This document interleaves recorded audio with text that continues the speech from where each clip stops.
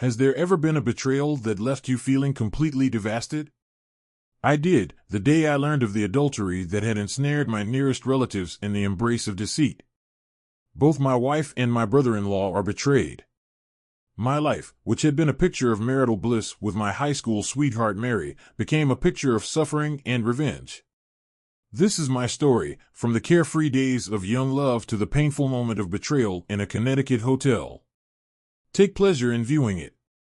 I didn't hear the click because Mike disconnected the phone for my wife. Hello Mike, I'm Chris Harrington. Is Colleen available? My home office door is locked and Mary is always screaming and beating on it. I waited for 2 minutes before calling the home phone of Mike and Colleen. Listen, punk, if you call this number again, I will report you to the police. Do you understand? I do, Mike. I understand perfectly.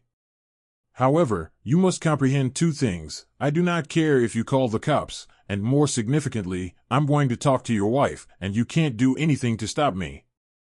Have a nice night.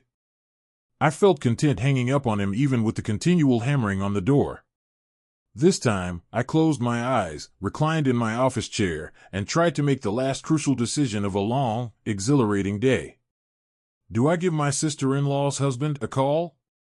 I questioned myself. In high school, Mary and I became married. When I was a junior, my friends and I were waiting for the start of a Friday night football game from the bleachers. Seated in front of us was an equally large group of female sophomores. We alternated between visiting the concession stand as the game went on. When it was my turn to leave, I saw that Mary, a stunning blonde, had accompanied me. After returning with French fries, sodas, and hot dogs, Mary and I ended up sitting together. She was intelligent, attractive, funny, and best of all, she didn't have a boyfriend. When someone asked, "Are we going to McDonald's after the game?" in the middle of the third quarter, almost every guy and girl in our group decided to go hang out at the nearby McDonald's restaurant. I'd rather have pizza than greasy fries. Would you like to visit Tony's Pizza? I turned to Mary and decided to take a chance, and I was thrilled when she said yes. For a few weeks, Mary and I went on weekend dates and seemed to enjoy each other's company. After 2 months of dating, we made the decision to go steady, and things only got better. My junior prom date was Mary, and I had the impression that I was walking on clouds when I went to the dance with the most beautiful girl in our school. Up until that point, I was in heaven. I jogged to team practice at the tennis courts 2 weeks later, on the Monday before the senior prom. Julie Burke, my neighbor, was jogging next to me. Julie was part of the female team. I think you're a really nice guy, Julie. We have known each other our entire lives, Julie said, which confused me. Why are you telling me now? She asked, punching me in the shoulder as we raced. It's great that you're letting Mary go to the senior prom with Jimmy Bai, otherwise, he would have never had the opportunity to travel because he is so quiet and nerdy. Though he was quiet, nerdy, and perhaps on the spectrum, Jimmy Bai was a good man. Mary lived next door to him, and she watched out for him all the time. Mary's decision to attend the prom did not surprise me, but I was annoyed that she kept it a secret from me. However, 6 other people complimented me on my maturity on Friday afternoon. They thought it was great that my stable girlfriend's friend and neighbor would be taking her to prom. To be honest, I didn't feel grown up. Mary's lack of courage to tell me about the senior prom annoyed me. I assumed she would confess during our customary Friday evening get-together. There was nothing for her to do. I texted her on Friday afternoon to cancel at the last minute. Texts and voicemails begging me to give her a call kept coming in. I eventually texted Mary after a dozen chimes on my phone, saying, "It's unfortunate that you weren't one of the people who told me about your prom date. I'm looking for a girlfriend I can trust, and that is not you." Then I turned off my phone. It wasn't until the beginning of the next school year that Mary and I were back together. I was strolling through the student parking lot toward my car on a Friday afternoon. I went over to where Mary was sitting on the hood of my car.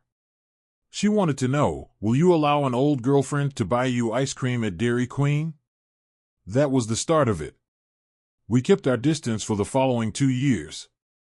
I was attending college in New York City during my sophomore year, and we were involved in a long-distance romance. I was delighted to trade virginities and was able to visit home on a regular basis. Mary and I started dating on a Saturday night in March, not long after she turned 18, and stayed together until the following year when she went off to college. I received a Dear John email from her 2 weeks into her freshman year. It seemed like she was enjoying herself too much in college and didn't want to be committed to a full-time partner. I never sent a letter or called. In addition to being well-liked and having good grades, I played Division III tennis. The next night, I replaced Mary with a steady stream of girls. Mary and I didn't cross paths again until 2 years after her college graduation. I was a staff engineer at a nearby defense company, and following a challenging week, I went out with a few coworkers. At the bar, I ran into her out of the blue. After a short while of conversation, we went back to our respective friend groups. To be honest, I watched her for the next hour, not sure if I should go with her to the parking lot or not. I laughed as Mary's friends left when her group dispersed. She went over to the bar, sat down on a stool, and placed her drink order. She turned her chair to face me and stared at the table when she was served. I was staring at her goofily as a bunch of guys came up to her and politely declined. I didn't leave my friends until she gave me a direct look and raised her index and middle fingers. Before I could stand next to Mary, I had to wait for her to tell another guy to get lost. I inquired. Mary smiled and said, "Yeah, I would have accepted his invitation if you had let 2 more guys ask me out." Mary and I dated for more than 6 months before going on an exclusive relationship and cohabiting. We had a happy and contented life for more than 5 years after getting married 10 months later. My day started off early. It was 7:30 a.m. for me. Getting together with a friend and longtime client.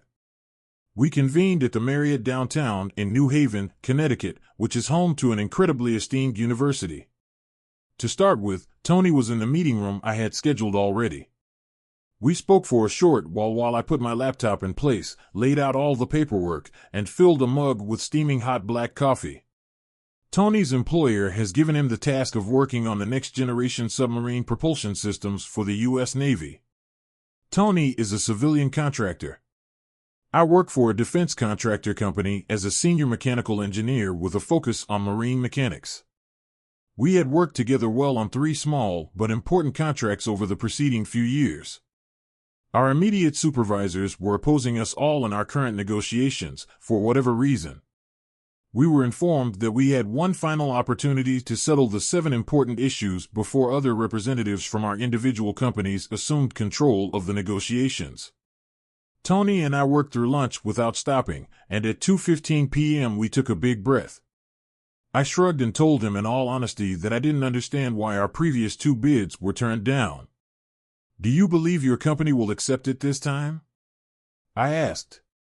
I shrugged and smiled, admitting that I had wondered the same thing myself. Tony asked, "You and I have become closer over the last few years. Do you believe it could be a test to see whether we are too close?" I then stretched and shrugged once more. Tony said, "What about a drink?" I set up my notebook and said, "I have over 30 pages of notes to figure out. A drink won't make things any easier. I'm going to hang out and transcribe the relevant resolutions to my laptop. I'll email you a memo of understanding by 9 a.m. tomorrow. If there are any misunderstandings, let's call immediately. I need to submit my report before noon tomorrow." "That sounds great," Tony said, as he started putting away his laptop. After Tony left, I went to the gift shop and bought a Diet Coke, and we headed to the conference room in the hotel lobby. I moved as soon as I entered because I felt like the walls were closing in on me. After gathering my belongings, I found a peaceful corner in the hotel lobby. When I checked in with the office, I was informed that a few small problems had come up during the morning.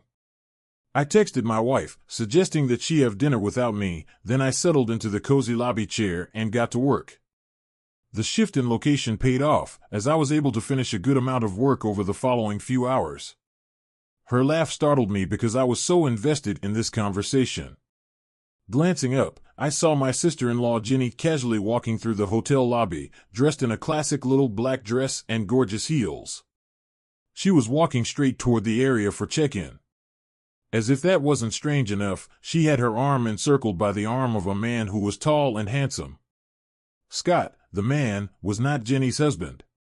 I took multiple pictures of the couple while they were checking in, using the camera app on my phone without giving it any thought. I was steaming from one picture of the man's hand lowering to squeeze her buttocks. As they made their way to the elevator, I took one more set of pictures, and then one more as they got inside.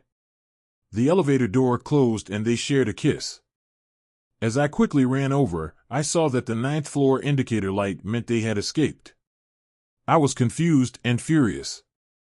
Jenny's husband is my best friend, and I adore her. Admittedly, my brain was fried from the day's intense negotiations and the shock of discovering Jenny with another man when I sat back in my seat. The man in the chair next to me didn't look at me until he held out his hand. We shook hands, and I introduced myself as Christopher Harrington, the general manager of the Marriott. James nodded understandingly, then inquired, "I saw you taking pictures of the couple who had just checked in. Do you know them?" A moment later, I answered, "I know the woman." "Can I assume you were startled to see her with her gentleman friend?" "I was quite startled," I told James. James looked around the lobby. It was fairly quiet, and no one seemed to notice us. "Mr. Harrington, can I be blunt?" he asked after I nodded. "I'm worried there will be trouble if you stay here. I've never been into the kind of difficulty you're describing. I have never come close. There is sure to be a confrontation, but I'll go before we disturb your visitors." He gave me a folded piece of paper, which when I opened up revealed the name and address of a man. I held up my hand, and as we shook hands, James asked, "Do you think there will be even less of a confrontation now that you have that information?" I replied, "I can almost guarantee it." I went back to work, and surprisingly enough, I got a lot done, even though I kept looking up at the elevator bank every few seconds. After about 3 hours, Jenny and her companion emerged from the elevator. Before they could take 2 steps into the lobby, I was on my feet and approaching them with my packed luggage. I took pictures of the couple as I walked up to them, holding my phone to my face. Jenny appeared confused at first, but as soon as I lowered the camera, her face turned pale and her jaw dropped open. I could see Jenny trying to calm herself down. "I'd give you a kiss like I always do, but I don't want to taste your boyfriend on your lips, Chris." "What the hell are you doing here?" "I am here for meetings." "Why are you here?" She paused and said, "Chris, I'd like you to meet my charm. We work together. We're here to look into meeting rooms for an upcoming event that our agency is holding." I looked at Mike and he waved his hand to say, "Nice to meet you, Chris." I waved the hand away and asked, "Mike, is it? May I ask you a question?" Mike and Jenny exchanged tense looks before I asked, "Do you think Jenny looks better dressed in these sexy, hip-hugging jeans, skin-tight blouse, and boots?" I waved my hand to indicate Jenny's current attire, a stunning black dress. Mike lost his composure and hissed, "Listen, ho, you don't know what's going on. Just keep your mouth shut, and I will not kick your buttocks." "I'm sorry to tell you, Mike, but my sister-in-law's affair with a useless hold like you is my business," I said, looking down at Mike's left hand. 3 hours earlier, before they had regained consciousness, "Mike, you had a nice wedding band. At that point, I regarded you as a lying, cheating pile of trash, just like my lovely sister-in-law. I will offer you a free first shot. You better make it count because when you take your shot, I'm going to beat the living daylights out of you, put you in the hospital, and then contact the cops to press charges against you." I responded with a grin. Mike glared at Jenny and said, "Can you handle this, a-hole? I need to go." He stormed out of the hotel through the front door without waiting for an answer. Mike was walking toward the front door of the hotel. I couldn't stop him. Mike paused and slowly turned to face Jenny, and I said, "If I were you, I would warn your wife. I will be calling." Jenny paled, put her hand on my arm, and whispered, "Chris, may we walk into the bar and get a drink?" I was tempted, but ultimately decided against it. He emphasized, "Please take care of this." Jenny gripped my arm and pleaded, "I only do this while Scott is away. It means nothing. I'm not trying to hurt Scott." "Jenny, how long have you known me?" she asked, not answering, but looking intently into my eyes. "I apologize, Jenny. I wasted several hours waiting for you to finish your sex party." Jenny winced as I continued, "I need to get home, have a drink, and decide how to approach telling Scott and Mike's wife." After letting the silence lengthen, "I suppose it's been at least a dozen years since I first dated Mary in high school. Does this seem about right?" I told Jenny angrily, "And what would you have concluded after all of that? I will not inform my best friend his wife is a liar and a cheater." Just as I turned to leave, I noticed James, the manager of the hotel, looking at me. He nodded appreciatively as I passed through the main revolving door. It was no longer rush hour traffic. I was able to crank up the country music channel on the TV and set the cruise control to 78 miles per hour as I started the half-hour drive north on Interstate 91.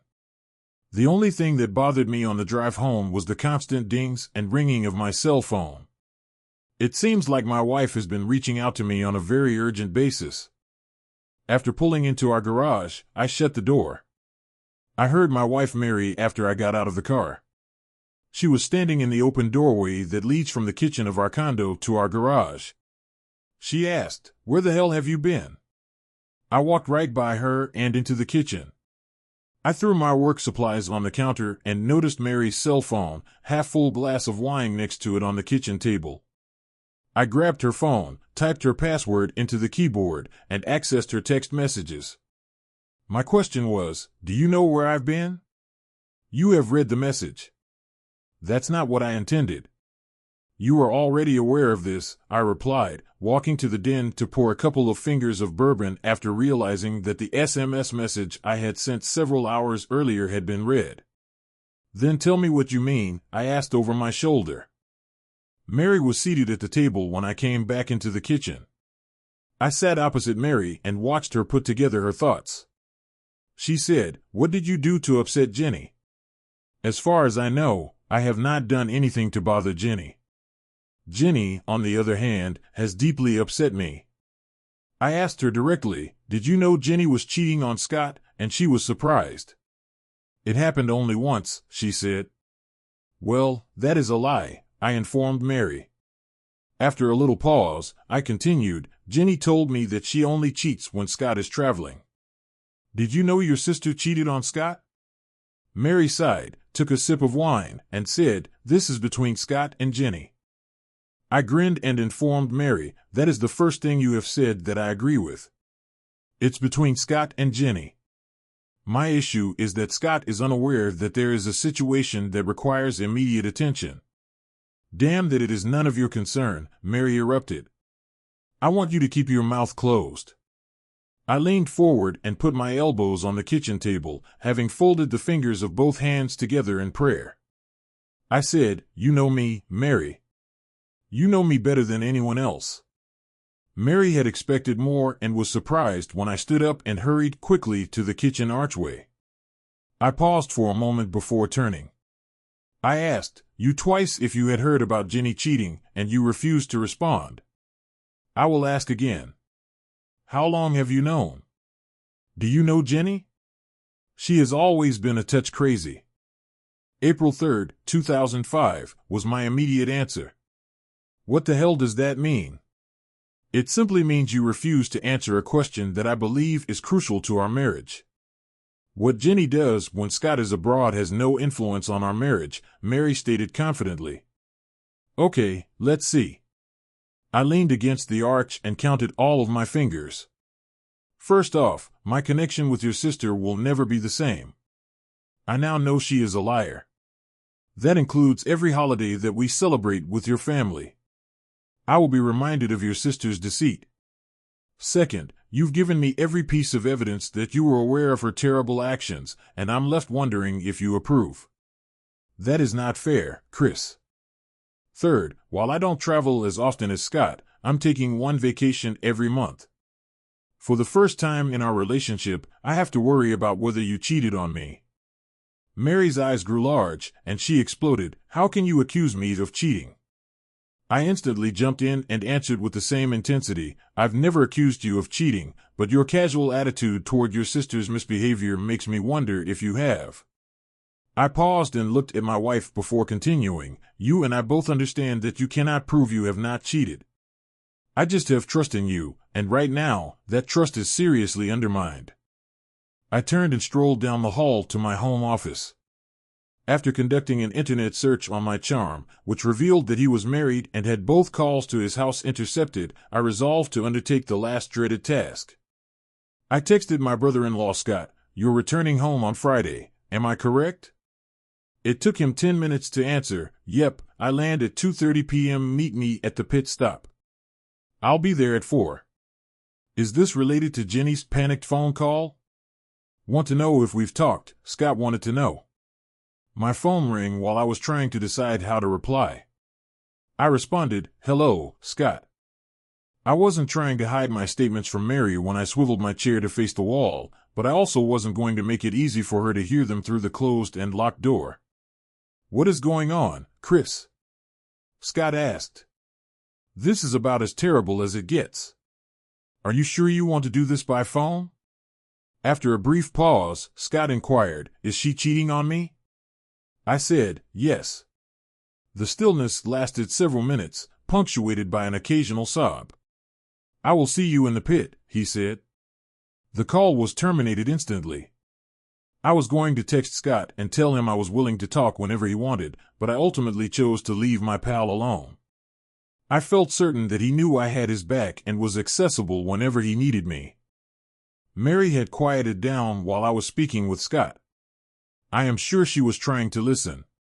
After hanging up, I heard her say, "Please come to the kitchen through the closed door. We need to talk." I was about to walk to our guest bedroom, but instead decided to finish the bourbon at the kitchen table. After settling onto a kitchen chair across from Mary, I took a good swallow of Knob Creek and enjoyed the mild burn in my throat. I looked across at my wife and saw the wheels feverishly churning in her head, preparing for her next attack. My brain had died. I didn't have much fight left in me, and I knew the final ounce of alcohol wouldn't help. I was waiting for Mary to start when my phone vibrated in my pocket. "Jesus," I exploded. "When will the day end?" I doubted the phone was out. I looked at the screen and saw a number I didn't recognize, which contributed to my already high frustration. I answered the phone with an assertive, "Hello?" A female replied, "I'm sorry for calling so late. My name is Colleen. Someone from this number contacted my home twice earlier this evening.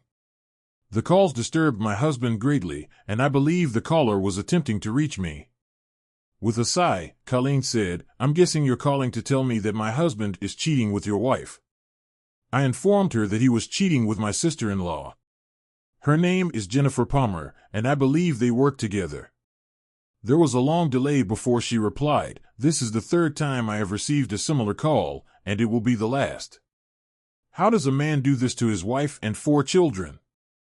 I knew the question was rhetorical, so I volunteered. "I have photos of them checking in at the downtown New Haven Marriott, kissing in the elevator as the door closed, and returning to the lobby." Jenny's outfit had changed nearly 3 hours after their date. The rest of the call was spent exchanging email addresses and promising to send the images in the morning.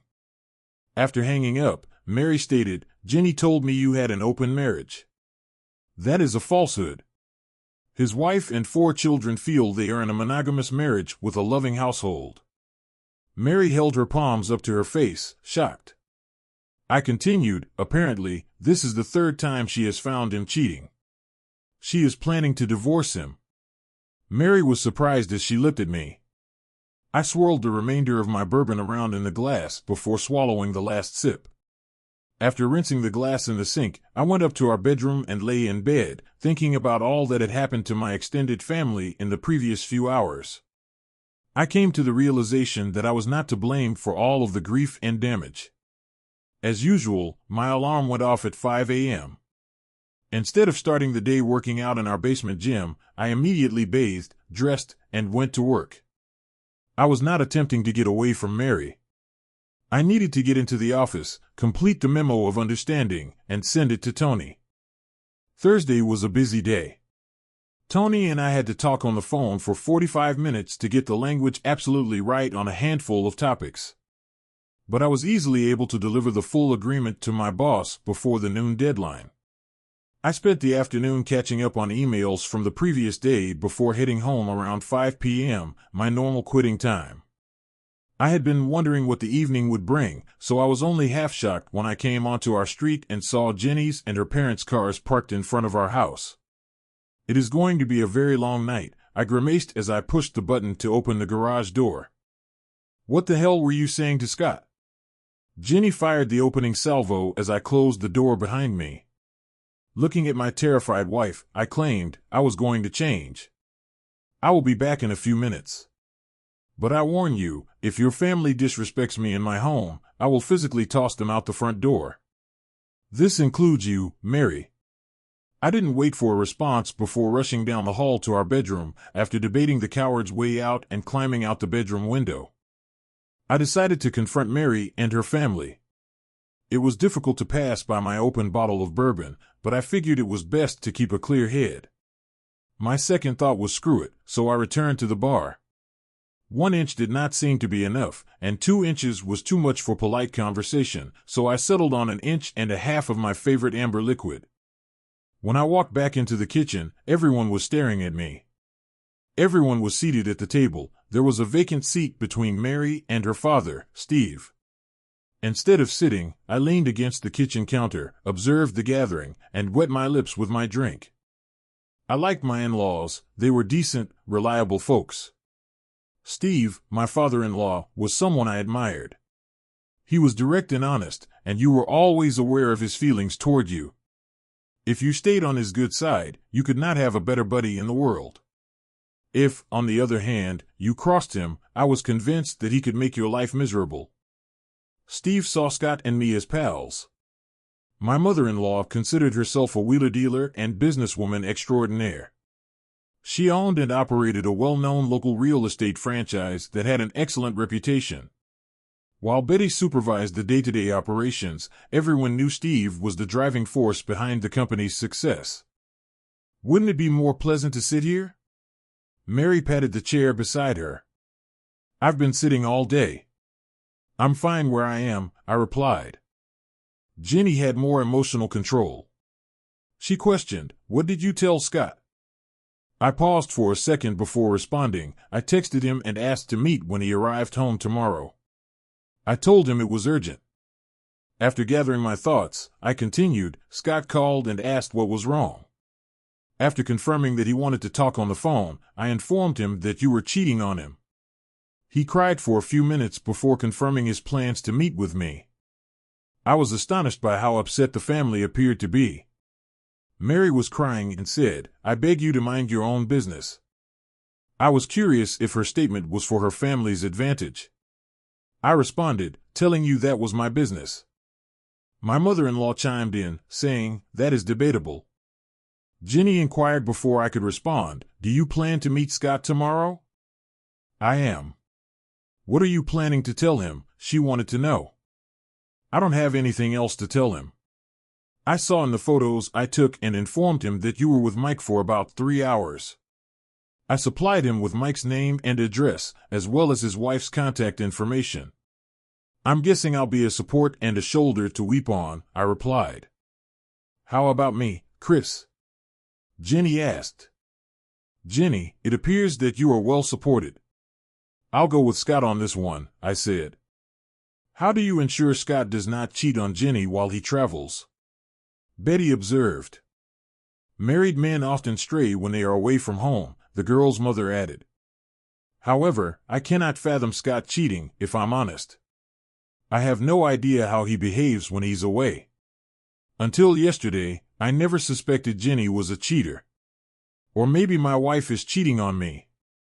The table exploded with "How dare you," and "That is uncalled for." Mary was definitely stunned by my statement, so I jumped in and proceeded. "At least I was honest with Mary last night. Her casual and dismissive attitude toward Jenny's adultery makes me apprehensive, I said.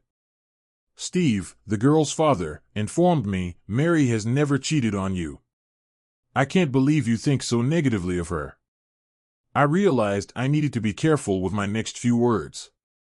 I did not want to turn Steve against me. I purposefully turned down the intensity and severity of my voice, looked Steve in the eye, and challenged, "Prove it."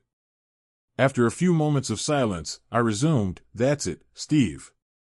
You cannot establish that Mary did not cheat on me. I have 6 years of complete trust in Mary. Last night, I told her that my trust in her had been shattered. That is not fair. Chris, I asked you 3 times last night if you knew Jenny had cheated on Scott. You refused to answer my query. Instead, you changed the topic. You did not lie, but you were dishonest," Mary admitted. "Yes, I looked at Mary. I knew about Jenny's affairs. I have not backed her, but I did not intend to make a mess like this." She waved her hands to indicate our current concerns. I nodded. However, I was deeply unhappy that Mary concealed her sister's infidelity. I could understand why she was protecting her sister. "Do you remember our conversation about being exclusive a few weeks before you proposed to me?" Mary inquired. As I nodded, she looked me firmly in the eyes and stated, "I promise I haven't had a romantic or intimate relationship since our conversation. In fact, I have not been with another man since we began dating after college. Call me naive, but I saw the angel.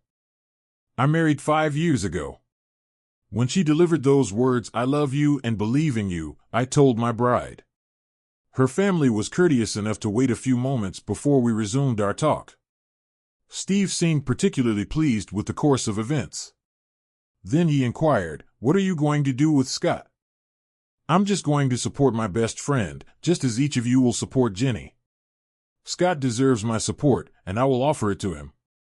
The next 6 weeks were a struggle. Scott relocated from his house to a nearby apartment. He promptly filed for an official separation from Jenny but did not file for divorce. I had supper with Scott every Wednesday. Although Mary followed the same schedule as her sister, it was a Tuesday afternoon, and I was eating lunch with a couple of coworkers at Clyde's Barbecue and Bar. We were seated at a table for 4 when a man pulled out an empty chair and sat across from me. Hey. "I bet you've forgotten about me," he said. It took a few beats before I was able to identify the face. "Hello, Michael," I replied. "I heard Colleen had dumped you." "How does it feel to be an absent father?" he snarled. I replied, "Screw you, dickhead. It is your fault."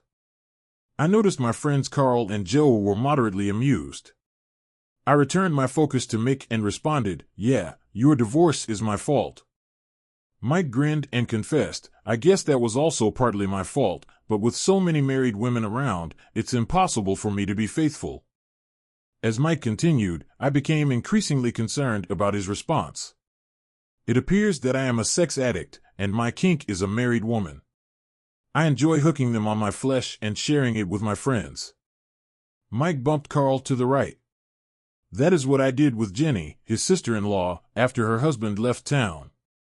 I transformed her into my own personal sex doll, which I shared and exchanged with my pals," he said. He winked and informed me she was really popular, and we used her for more than a year. She enjoyed every moment with me and my companions. I was about to ditch her when I ran into her and her attractive younger sister at a happy hour. His smirk left no doubt about the rest of the exchange, which involved reaching inside his back pocket. He brought out an envelope and threw it on the table next to my plate. It was the kind of envelope that contained photographs. Mike's smirk explained everything I needed to know about the material. I'll admit that my heart was shattered into 1,000 pieces, but I'd be damned if I let the world see me falter. I scooped up the envelope and shoved it into my sports coat pocket. Attempting to agitate me, Mike remarked, "Aren't you going to show your friends? I'll bet they enjoy seeing photographs and videos of your wife and her sister screwing my guys. I've been turning her out for more than 5 months. As crazy and horny as Jenny is, your wife is 10 times wilder," he laughed. Mike continued, I have a video of her on her knees pleading for us to hit her. She enjoys being used as a sex doll." He laughed again. "What's the matter, a-hole? Do you have nothing to say?" I was gritting my teeth, but had to answer. "You must be the stupidest scumbag on the planet," I said. His smirk remained ear to ear when I told him. Delivering Jenny's husband, Scott, those photos, he announced that he was going to file for divorce. "Since you are Jenny's direct supervisor, how long do you think it will take to sue you or your company?" "You will be out of work in a week," he said. It was hard, but I started giggling. The jerk realized he had underestimated me and was planning his next move. I asked, "Did you know I grew up in this town?" "Why should I care where you grew up?" he replied. The a-hole was in for a world of pain, but I would take my time. "I know all of the town's movers and shakers," I said. Mike didn't seem impressed, so I proceeded. "I also know some of the worst people. I would like to propose that you depart town while your legs are still functioning." "Screw you. I am not terrified of you. I have witnesses who say you threatened me." He indicated Carl and Joe. They both laughed, and Joe admitted he was indeed an idiot. "You are getting divorced and losing your children. You are going to be dismissed from your job while repaying alimony and child support. Best of all, I would encourage you to start glancing over your shoulder shortly. Someday you will find yourself in a world of pain," I said. Mike angrily shoved his chair back, stood up, and muttered, "Screw you, hole. You're nothing but a coke with a scumsucker for a spouse." My thoughts were racing as Mike went away. Later, back in my office, I examined the photographs and confirmed the most disgusting details imaginable. For a happily married man, there were some explicit photos of Mary with 6 different males. She was surrounded by 3 men and 1 woman. Jenny was shown in a second set of photos performing many of the same acts. The video was even worse, crushing my spirit. Mary and Jenny enjoyed being the center of a series of bizarre orgies. Cries of "screw me harder" were words that I would never forget. After gathering my thoughts and putting aside my enormous sadness and fury, I called Scott and invited him to join me for supper. After another 15 minutes of looking into space, I invited another individual to join Scott and me. I had tears in my eyes as I sat at my desk outlining my ideas. I knew I'd be unable to act normally with Mary. I needed to get away. I traveled for my company virtually every month. Half of my excursions were scheduled in advance, the other excursions were urgent and at the last minute. I texted Mary, "Whitaker's account is in peril. I am on my way to the airport." Scott and I ate a peaceful supper that night. After ordering drinks, I handed him the small stack of photos that Mike had given me earlier that day. Scott was equally devastated for himself and for me. We decided that divorce was the only viable choice for us, and we contemplated suing the insurance company that employed Jenny and Mike. Finally, we decided to accept the counsel of our divorce attorney. We'd been sitting at our table for more than an hour when I saw Mel enter the bar. He searched the room, noticed me, and made his way over. He paused to shake hands and say a few things to people at other tables. Mel is older than Scott and me. His daughter Trish attended our school system 1 year after me. Mel had a large car salvage yard just outside town. 15 years ago, when I was 16, I was practicing my serve on the high school tennis courts.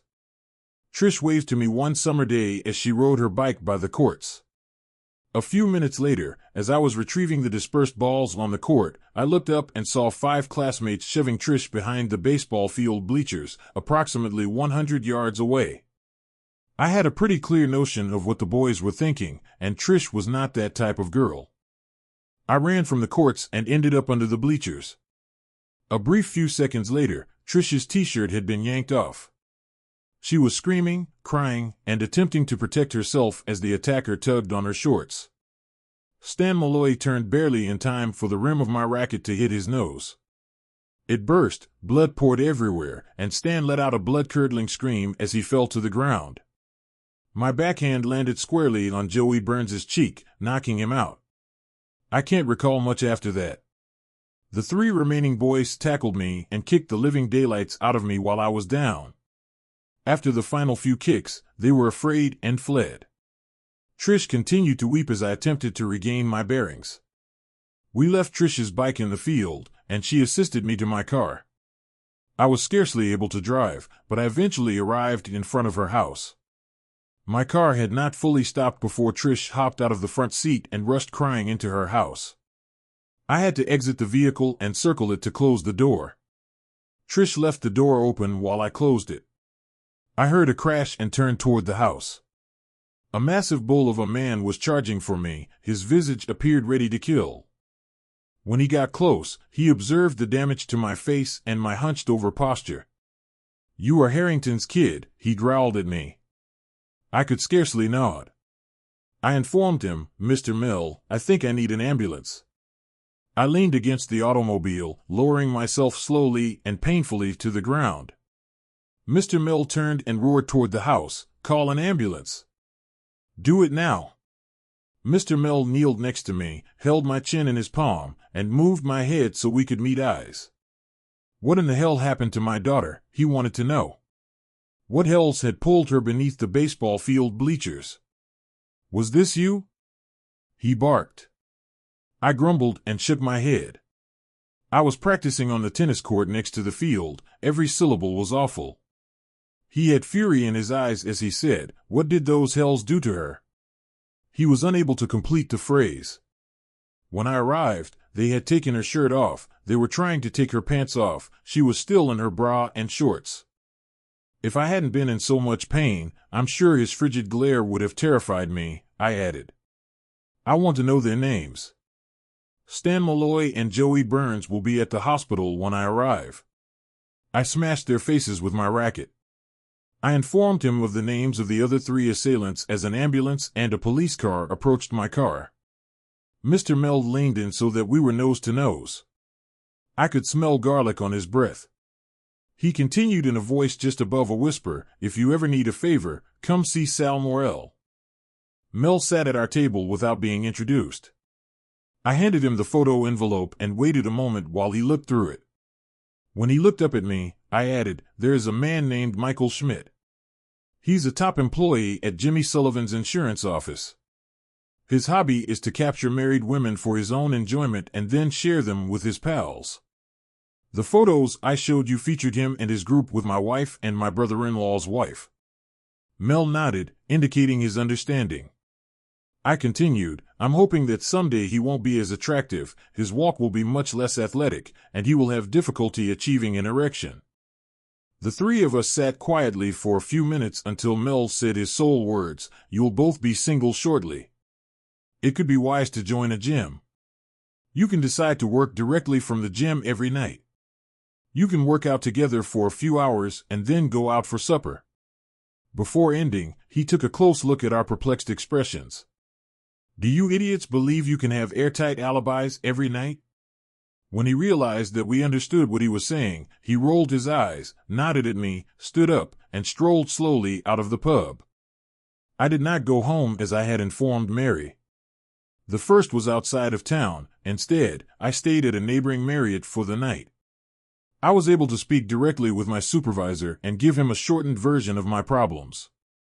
He agreed to let me work remotely and notify my team that I would be going the following week via email. The uncomfortable recliner in the corner of the motel room called to me. I fell into the chair, closed my eyes, and thought about the preceding weeks.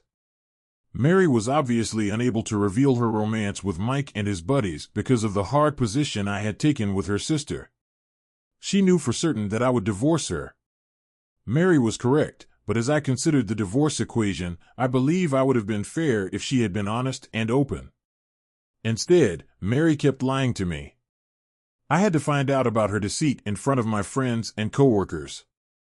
I can't imagine anything more demeaning and embarrassing than sitting in front of your wife's pimp and realizing she enjoys orgies. She had been quite unjust to me, and as a result, our divorce would not have been fair. Instead, I realized I needed to crush Mary. I pledged to myself that I would ruin my wife, love, and best friend in an equally brutal manner. Mary's divorce would not be amicable. I struggled out of the recliner, strolled to the hotel room's corner office desk, and made my plans. It took until about 1:30 a.m. to plan my pre-divorce approach for my dishonest, unfaithful wife. If my strategy failed, she would be devastated. On the other hand, if everything went as planned, she'd end up shattered and in a heap on the curb the next morning. I was able to set up an appointment with a divorce attorney for the following day. Despite the attorney's advice, I did not proceed to separate our finances. This would have to wait. I moved into an extended stay motel and established a remote office. I ignored Mary's calls and texts until Friday. At that moment, I just texted her that I would be out for the weekend. Her reaction was quite emotional, and she called all weekend pleading with me to call her back. I was able to buy everything I needed to complete my plan. After finishing my checklist, I headed to the mountains for a lengthy hike on Sunday. When I returned to the hotel, I checked my phone and saw texts and calls from Mary, all of her family members, plus a few coworkers. Mary was apparently very upset that I had gone missing, and she was attempting to locate me. On Monday and Tuesday, I worked from a motel room. I tried to wrap up all loose ends because I would be out of the office the next day. Wednesday was the day I checked out of the motel after breakfast and returned home. On the way, I checked Mary's employer's parking lot to ensure her car was at work. I also placed a GPS gadget below her seat. It took a few hours to set up the necessary equipment and props at home, but I was done by 2 p.m. I kindled the fire in the living room fireplace Mary and I used to love. A nice fire on a Saturday night. We'd drink wine, speak, and snuggle while watching the flames jump around the fireplace. However, today was not a frigid February day. It was September, and the temperature outside was 84 degrees Fahrenheit in the early afternoon. I waited until 3 p.m. and texted Mary, "Just got home." My phone rang quickly. I let Mary's phone go to voicemail, but she didn't leave any messages. Instead, she sent me a message. I kept an eye on my laptop's GPS indication. I expected Mary to leave work right away, but she didn't. She was about to show me the fire, and at 5:05 p.m., I was still adding logs to the top of the pile when the GPS indicated that Mary had begun her journey home. The temperature in the living area was easily more than 100 degrees Fahrenheit, perfect, I believed. My heart had hardened. I clenched my teeth as I waited for her to come home. Mary waited 3 minutes after opening the garage door to enter the kitchen. I heard her drop her briefcase beside the entrance and felt her presence as she stood in the living room entryway. She stepped in and found me sitting on the couch, watching the fire. A cheese and cracker dish and a bottle of wine sat on the table in front of the couch. I was holding a single glass of wine. A second glass was at the other end of the table reserved for Mary. "What the hell are you doing?" Mary commented. "The heat is overwhelming." As I turned away from the fire to gaze at her, I asked, "What the hell do I look like doing?" I had planned a lovely welcome for my wife. I observed 2 droplets of sweat running down her forehead and cheek. A romantic, the word stopped in her throat, and she did not complete the sentence. Instead, she moved a few steps closer to the fire, bent down, and picked up a half-burned item from the stone. She held it up and carefully examined it before taking a step back and glancing at the top level of the bookcase. I worried she'd damage her back. She moved so rapidly to face me. Her eyes widened with dread as she showed me the scorching front cover of a book. It was the only part of the book that survived the fire. Mary did not appear to be in any condition to speak, so I calmly informed her that we didn't have any kindling to start the fire, so I used a few of those old books. I nodded toward the empty space on the top shelf where Mary maintained a full row of books. I had just used around 4 or 5. We have plenty more to ignite the next fire. While we were conversing, I got up from the couch and retrieved Mary's glass of wine, which I held out to her. I watched her expression change from confusion to fury. Mary's father presented her with a gift on her birthday. The gift was the previous year's most popular children's book. On the first blank page, her father wrote Mary a heartfelt love letter outlining his aspirations and dreams for his daughter. Her father gave her the same birthday present every year. She had 28 novels, each as a reminder of her father's affection. I tightened my jaw when I saw Mary scream and begin to swing. I'm not sure if she meant to slap or strike me. When her hand touched my face, it ached like hell. Her palm smashed into my left eye, and her fingernails punctured the skin on my cheek. The contents of the 2 glasses of wine stained the front of my shirt and slacks. Her expression changed again, and as she began to cry, I could see complete confusion. Without saying anything, she turned and dashed up the stairs to our second-story bedroom. I heard the door slam behind her. Despite the fact that I knew my marriage was over, I smiled. My strategy had worked well. When I looked in the bathroom mirror, I noticed my eye was red and swelling. Mary's nails had broken the skin, and a small amount of blood streamed down my cheek. Let's get this over with, I murmured to myself as I took my cell phone from my pocket and dialed 911. What is your emergency? I heard from the other end. My name is Chris Harrington, and I require police assistance with a domestic issue. My wife brutally assaulted me. After I gave the operator my address, she inquired, Mr. Harrington, are you in a safe place? I am. My wife has locked herself inside our bedroom. I'll be sitting on the front porch until the police arrive. Do you need medical attention? The dispatcher asked. No, I did not sustain serious injuries. According to police policy, the dispatcher remained on the line until the first police car arrived. I was aware that my call was being recorded, and I took great care in responding to her queries. A second patrol car arrived almost immediately after the first one had stopped at the curb. 3 police officers walked over the lawn together. Thank you for coming, officers. What's happening? The grizzled old veteran inquired. I turned my head so they could clearly observe the injury on my left side. My wife, Mary, hit me. Why did she hit you? He wanted to know. I wanted to be careful with my response. I informed him that my wife had grown verbally abusive during the last few months. I suppose she has been conflicted. She's been concealing an affair that she doesn't believe I know about. In fact, I prepared to serve her with divorce papers tonight. When we discuss this with your wife, will we find any damage? I have never touched my wife or any other lady in anger, was my honest response. One of the younger cops inquired, do you have any guns in your home? I own numerous handguns. They're all kept in a gun safe in my workplace. My wife does not know the combination for the safe. The 2 younger officers entered my residence to speak with Mary. I spoke to the third. Do you want to watch a video of my wife slapping me? He squinted, attempting to make sense of my sentence. It took a few beats before he asked, do you have proof of the assault? I have not looked at it. I believe I have proof. As I finished, I motioned for him to follow me. My laptop was on the kitchen countertop. I needed to boot up the computer and locate the cloud-based storage account. I opened the folder, backed up the video for 30 minutes, and discovered the beginning of our confrontation. I hit play and walked back to allow the police officer to observe the action clearly.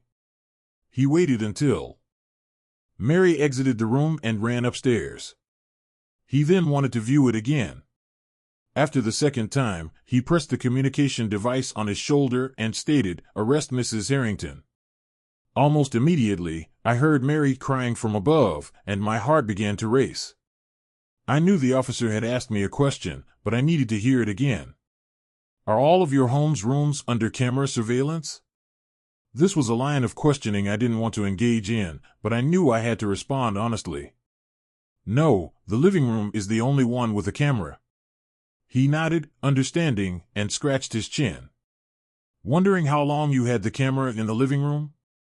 I shrugged my shoulders and admitted it was a relatively recent addition. Our gazing battle was disrupted when Mary shouted and implored, "Chris, what the hell is going on? Please help me."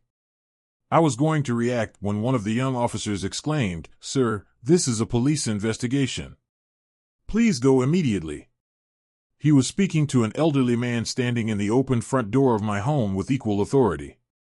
The man explained, He strode up to Mary and declared, "I am an official process server, and I'm here to serve Mrs. Mary Harrington."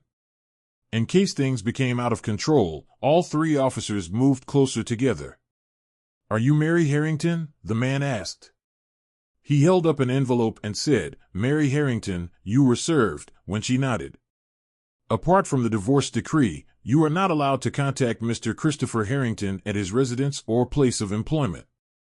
He handed the envelope to the police officer who was holding Mary's elbow because she was restrained. When the process server left, I looked up at Mary. I saw the confusion and fear disappear from her face and be replaced with peace. "How did you find out?" she asked, her gaze fixed on me. "Mike told me," I answered. The third officer gave me his business card and asked me to email him a copy of the movie while the other two younger officers carried Mary to the rear seat of the patrol car. As I escorted him to the front door, I witnessed Mary get into the first car. The older cop had stopped somewhere along my front sidewalk. "I've seen you at the pit stop before, haven't I?" he asked, turning around. "Yes, Sergeant, I do recognize you," I answered. He told me that I had divorced my wife 4 years prior for adultery. I cover her health insurance, alimony, child support, and the mortgage on the home she shares with my kids and her naughty boyfriend. "Maybe the next time I see you at the pit stop, you'll let me buy you a beer and tell me what the hell happened today," he said. The following day, I went to work and managed to produce a fair amount. After making it through Thursday and Friday, I was really pissed off when I got home on Friday night and saw my father-in-law waiting for me on the front step. I parked my car in the garage, got out, and said, "Steve, come in this way." I was pouring 2 extra-large Knob Creeks when he came in. For several minutes, we sat at the kitchen table and savored our drinks, until he disclosed that she was also having an affair. All I did was nod. "Is there hope?" was his question. Before I was composed enough to reply politely and respectfully to Steve, I took 2 more slow swallows. "It wasn't the first time, and it wasn't with just one man," I responded. I took another drink, then spilled the beans to Steve, saying, "And it wasn't limited to one individual at a time." I interrupted him before he could respond, glancing at me and saying, "I've seen pictures and videos that make me want to throw up." Steve blanched and slid down in his chair, a tear streaming down his cheek. We spent a considerable amount of time sitting together, each of us lost in our own memories and thoughts. His intense scowl, "Mary and Jenny did not learn this behavior from their mother or me," was nothing short of horrifying. It took a few more minutes for Steve to get up and walk around the table. He put a firm bare grip around my shoulder as I stood up. He let go and staggered like a 90-year-old man to the door. "Burning those books was a terrible thing to do," he said, turning over his shoulder after opening the door. I had completely forgotten about the prank that I had pulled on Mary. I said, "Hold on." In a matter of seconds, I came back from the kitchen carrying a small box. Steve opened it when I handed it to him, and then he looked at me like he was shocked. "I knew you treasured those books, and I would never have destroyed them," I told him. "How?" He was too shocked to continue thinking. I replied, "I went to the bookshop to get a copy, as is my usual morning routine. On Saturday morning, I was reading our local newspaper on my tablet while seated at the kitchen table. West Hartford police are investigating a vicious assault on a local man as he left a neighborhood bar in the city's Elmwood district," the Hartford Times local section said, making me smile. At 10:30, Michael Sharma was attacked in the back parking lot of Top. An HPD spokesman stated that his injuries are serious and that he needs to be hospitalized. The police expect to make an arrest shortly and have several leads. It was a sunny, bright November morning. The red Ford SUV parked a few spaces away from me, and I watched as the driver got out of the car with caution. "Hello, Michael," said I. "You look like I was in the parking lot in front of Jackson Physical Therapy, sitting on the open tailgate of my Ford F-150 pickup." Mike had an appointment at 10:30 a.m., according to a small bird, I replied. "It might be a good idea to get a handicap tag so you can park closer to the building like the others. He's injured in his feet and knees. In addition, Mike broke his jaw, which will require wire closure for a minimum of 1 more month." Has the cat gotten your tongue? I smirked as I asked.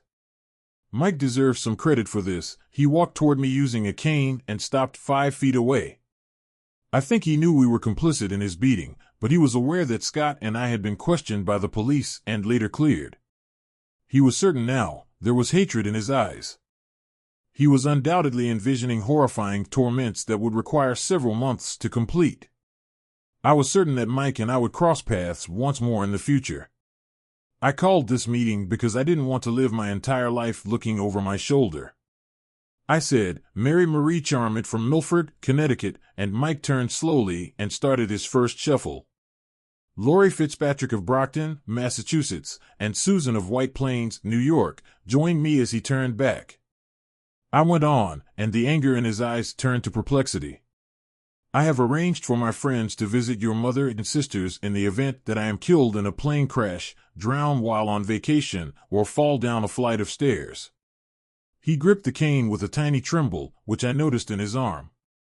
"My friends will beat their faces just as they did yours. They will harm their legs in the same way that you have." I wanted to make sure Mike understood what I was saying. "My friends will kick their crotches just like they kicked yours." Before I concluded, I gave him some time to take it all in. "While your mother and sisters are in agony, my pals will convince them that their beating is your fault," I said. It shocked me. Mike looked at me for a few seconds and then quickly nodded. I couldn't tell if he was signaling a truce or nodding in understanding. He turned and staggered in the direction of the building's entrance. "I'm happy to let you know that this was our last interaction, Mike Schmidt and I. I did give my divorce attorney the necessary power of attorney to handle any legal matters resulting from our separation. We were childless, our incomes were roughly equal, and most importantly, my only concern was keeping myself apart from Mary. A few weeks after Mary's service, I got a call from my shark informing me that we had reached an agreement that was almost exactly the same as what we had discussed. Mary won't sign off until she's had a chance to talk with you, though." I sweared and got advice to just do it, sit down, and let her talk to you about it. Once you give your approval and Mary signs the paperwork, everything will be official. I'll have an hour-long meeting with her in your office's conference room. Before the call ended, I got word that it would work after she signed the paperwork. I was seated in a meeting room 3 days later. When June the paralegal knocked on my door and opened it, she told me that everything had been notarized and approved. Mary stood at the doorway as she nodded and stepped away from it. It didn't matter that she had obviously tried hard with her makeup and attire. Mary looked amazing even in a sweater and ponytail. She walked around the table, leaned in, and gave me a cheek kiss before sitting down across from me. She asked, "Are you nervous like I am?" What a strange way to start, was my initial thought, but I thought about her questions. Admitting that I wasn't nervous, I shrugged. Tears streamed down her cheek as she told me I was blackmailed. "I'm feeling more anxious. I want to get this over with so I can move on with my life," she said. I wasn't surprised that Mike planned to share videos of Jenny online because her father had told me the same thing when we were first divorcing. I watched the videos, though blackmail might have been the initial catalyst. "I've seen you experience numerous orgasms, and they were real. You begged constantly, demanded more sex, and wanted to be screwed harder. Nothing was rammed down your throat." For a split second, I became enraged and needed to calm down. "You may have felt forced, but that's no reason to ruin our marriage," I continued after a short while. "You shouldn't assume you should start cheating on your spouse just because you found out Jenny was doing it." Mary burst out. I had no idea what to do and was confused. What could I have done? Mary rolled her eyes, and I became upset. You should have trusted me," she said. "We would have called the police and filed a report if I had gone ahead with Jenny. We'll never know if the police could have obtained enough evidence to take any action. We were certain that his employer and wife would have learned of it, and we would have felt slightly better, but more significantly, we would still be together.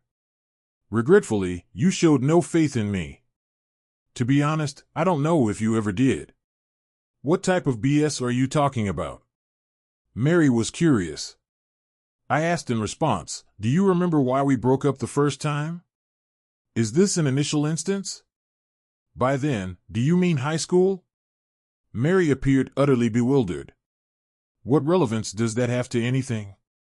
You told me in high school that you wanted to help your neighbor Jimmy and go to his prom with him, but you didn't trust me enough. You have got to be kidding me." As a foolish high school student, I was worried about upsetting my first significant other. "Were you also a stupid college student?" She looked at me quizzically, so I asked. I went on, "We made love on a raft on Simpson Lake over Labor Day weekend before you started college. After college, we planned to get married and stay faithful. Mary, your pledge lasted for 11 days. Are you telling me that your first year of college was perfect loyalty?" Mary demanded. I shook my head at her pointless question. "Whether you agree or disagree, my point is that I'm wondering if you've ever trusted me. At this point, I don't think any of us would contest that I have every reason to believe nothing you say. You flat out lie. When you don't, you're hiding the truth and playing word games in an effort to control the conversation," Mary informed me. "Since the start of the problem, I haven't seen Mike," I smirked. "What?" exclaimed Mary. "Mike can't function at his prior level after a terrible accident." "What precisely are you discussing?" Mary asked, grinning from ear to ear. I answered, both of his testicles had burst, one was removed surgically despite multiple injuries. "How could you possibly know?" she asked, her voice barely audible above a whisper. "I am aware because I paid for it to occur," I retorted. She was staring at me across the table with wide eyes, her hands covering her face. "Chris, he's a vicious man. I'm frightened for you." A few weeks following his injury, I met Mike, and we had a very cordial exchange of words. I'm pretty sure I persuaded him that our association had to end. Mary's face changed from scared to loving. Over the years, I had seen this expression many times. "Are you still in love with me?" she almost shouted. Her scream made me laugh, amazed. "You can't tell me that you don't love me," said a visibly irate Mary. "You're right," I told her with a shrug. "I love you more than I can say. I also can't claim to be in love with you. You must understand that I am reluctant to invest the time and energy required to nurture the love that still exists within me." Mary nearly burst out. "Why even would you say that?" "It's easy," I said to her, meeting her gaze. "You don't deserve it." With tears streaming down her cheek, Mary sank back in her chair and shrank, and I noticed she was breathing through her open lips. I extracted 3 pictures from the folder in front of me by reaching inside. I arranged the pictures in front of her one by one. Mary was clearly shown in the first picture, her legs splayed, nude. Mary is in the second picture, on her hands and knees. Mary is seen kneeling in the third picture, grinning. The most important thing to me is my future children, and I need a better mother and wife than that awful creature. Mary, goodbye. I stood up and moved on. Mary was given a 50-hour community service sentence for the domestic abuse incident a few days later. It took me an additional 7 months to complete the divorce. I gave Mary a portion of the proceeds from the sale of the house. I moved to a different town and continued to work. I've only been concentrating on my career and don't currently have any plans to date. Scott, who stays in the same place, also filed for divorce. Every now and then, Steve calls to see how things are going. His calls are enjoyable. Occasionally, when Scott is visiting the area on business, we get together. Even though life hasn't been kind, this is still a better option. Hi there. Please feel free to forward these contents to your friends and family if you find them useful. In addition, as is customary, if you like this video, please click the like button to support our podcast in reaching a larger audience on YouTube, as the platform favors videos with a high number of likes. You might also think about becoming a subscriber to the channel so you can be notified whenever I post something new. YouTube will let you know as appropriate. I appreciate your help, and I hope you have an amazing day.